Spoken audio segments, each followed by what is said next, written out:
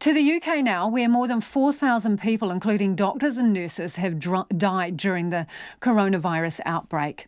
In the last 24 hours, the Queen has made a rare public address and Prime Minister Boris Johnson has been admitted to hospital 10 days after he was diagnosed with coronavirus. Darryl Morris is a British broadcaster and joins us live from Manchester. Hi, Darryl. The Queen's addressed the nation, so what has the response been like over there? Quite profound, it has to be said. It really was quite something. I mean, we were sort of trying to get our head around this yesterday evening, if we'd experienced something quite so stark, a stark sort of marker of our times, where at 8 p.m. we had a statement from Her Majesty the Queen, and at 9:30 p.m. we had the news that our Prime Minister had been taken to hospital with the coronavirus. It has to be said, I mean, it was evidently a pick-me-up for the nation, a pep talk for the nation. She invoked much of that war spirit, referencing back to a statement that she had made alongside her sister back in 1940 to the children of the nation during the Second World War, and ended with that sort of Vera Lynn-esque "we will meet again." And it was, I'm no royalist, to say the truth, by any stretch of the imagination, but I felt personally quite touched by it. And I think the response here is that it has been very, very, very well received. As you say, two bits of news came out virtually, back to back. Prime Minister Boris Johnson in hospital. What do you know about the kind of tests he's having done and how his health is? What Downing Street have told us is what we know at this point. As it stands, he was taken to hospital on Sunday evening. It's now Monday morning UK time for what they describe as tests, because his condition hadn't necessarily worsened, but it hadn't improved. It had stayed very much the same. He still had a temperature after the 10-day period. Our health secretary similarly contracted coronavirus around the same time and managed to return from isolation after about 6 or 7 days. The Prime Minister has been profoundly unwell, clearly. He hasn't looked good for some time. He's made short statements from his isolation room, his flat in Downing Street, via Twitter, and hasn't looked particularly well. Listen, the reality is that we expect Downing Street to downplay the seriousness of his ill health. As we understand it here at the moment, hospitalizations are happening when people are needing, for example, ventilator care, or they are struggling to breathe, or it has developed or is developing into pneumonia. We do not have any information to suggest that that is the case.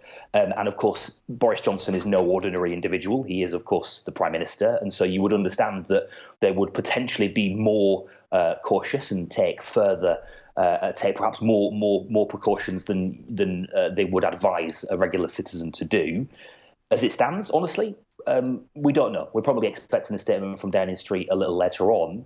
The question here at the moment is what happens next. Whilst the Prime Minister is in his hospital bed, who leads our nation's response to this crisis? And there are, of course, several people around him, not least our Chief Medical Officer and Chief Scientific Officer, who've played a key role in this. So we have Dominic Raab, our Foreign Secretary, who's the designated survivor, if you will. He's the person that would step in should Boris Johnson become unable to fulfil his duties. The question is, can he honestly do that from his hospital bed? I'd be hard-pressed to find anybody who would argue that he could, or indeed should, really, given that he's clearly not in good health.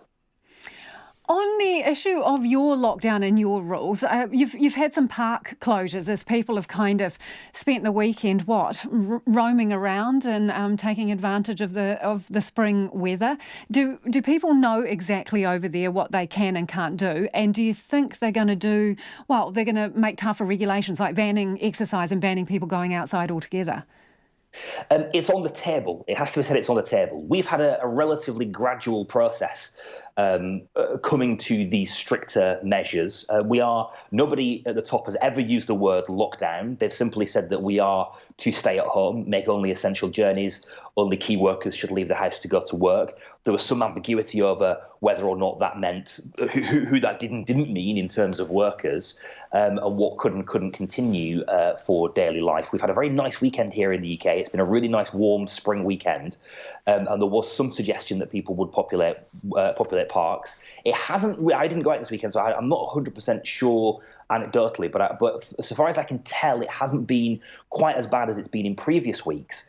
And I think if I'm going to be honest with you, it roots back to a real lack of communication early on about the seriousness of this. Boris Johnson is a very charismatic man. He won a 80-seat majority in our election of December last year. But what he is not is a serious man. He has struggled to deliver a serious message, to take a serious tone.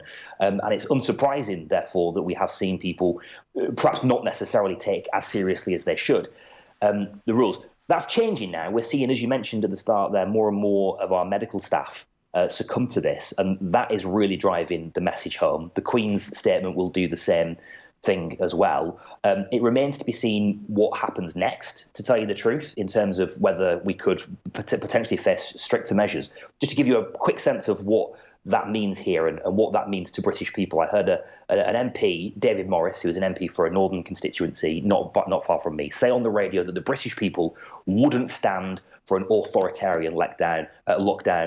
It isn't British. There is a consensus, I think, amongst many, including myself, that I am frankly not prepared to be British to death.